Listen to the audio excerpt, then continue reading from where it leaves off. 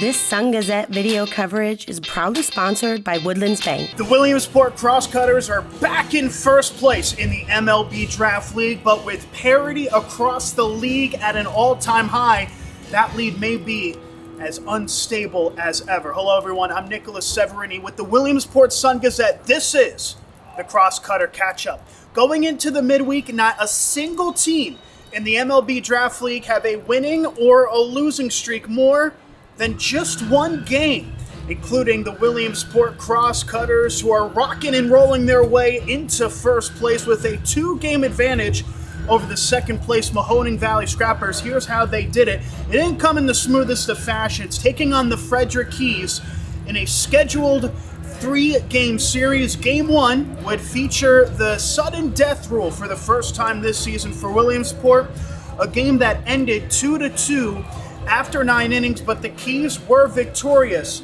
in the sudden death showdown, ultimately getting the win against the Crosscutters. A couple very important notes for this game.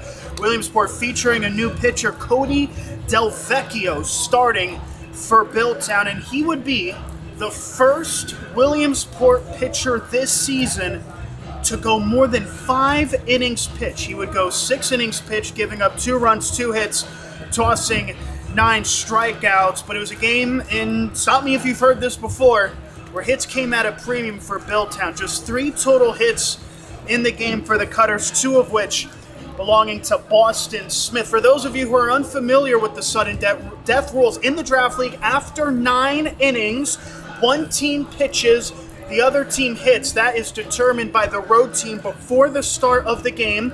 The team that is hitting will have a runner on first and 3 outs to get that runner across and score. If they do, the hitting team wins. If they don't, the pitching team wins. Frederick would be the team that hit, and while hitting, Walter Urban stole second, and then Truett Madonna hit an RBI single, allowing Frederick to win in the sudden death. It wouldn't be a Williamsport-Frederick series without rain getting involved. That's what happened in Game 2 of the set, with the game called due to rain in the top of the second inning. That made it the 4th game out of 6 in total that a Frederick and Williamsport game was either called off or delayed due to rain. There was no delay for Williamsport's bats in the rubber match, though. In Game 3 of the series, Williamsport would trounce Frederick 8-5. The bats came back in a big way. 12 total hits, and this is the key. 380 average, 6 of 16 with runners in scoring position. 4 hitters would have 2 hits or more, including Matthew Bardowell, who had 2 runs, a 2-run home run in that game. And how about Christian Reyes, the catcher, the high schooler, who went 3 for 4 with a home run, crossing the plate twice. That gives Williamsport now a 2-game advantage in the draft league, and they're taking on the Trenton Thunder, their opponents, for this 2-game set. The Thunder are 4th in the draft league with a 10-11 record. 5 of their 11 losses have come against Williamsport. They are 0 for 5 against the Cutters this season, though it should be noted, they're typically a great road team. In fact, they're the only team in the draft league with a winning road record, 5-4 in 9 games played on the road. Last series, though, was a bit bumpy. They lost a series 2-3 against State College, losing 9-1 and 4-1 before avoiding the sweep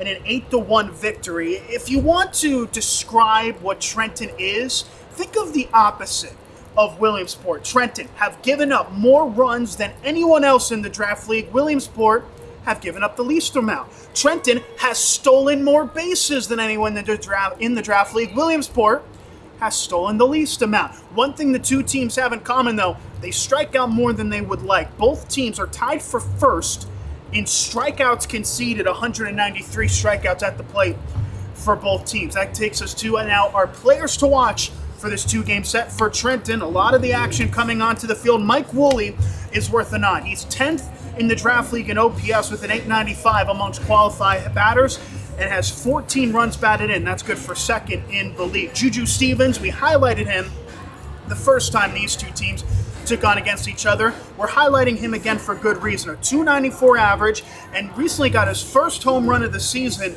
in that series against State College. He also has 6 stolen bases. That's 4th on the team. And then finally for Williamsport, Matthew Bardowell has now been in the form of his life. In his last 3 games, how about this? 7 for 12, a home run, 6 runs batted in. His average is now up to .312. He is quickly taking attention to scouts with his performance as of late. And Boston Smith, another note, home running against State College, and he is 4 for 10 in his last 4 games. An interesting 2 games set in the midweek for the Cutters as we approach the tail end of the first half of the Draft League season. For the Williamsport Sun-Gazette, I'm Nicolas Severini. This has been the Crosscutter Catch Up.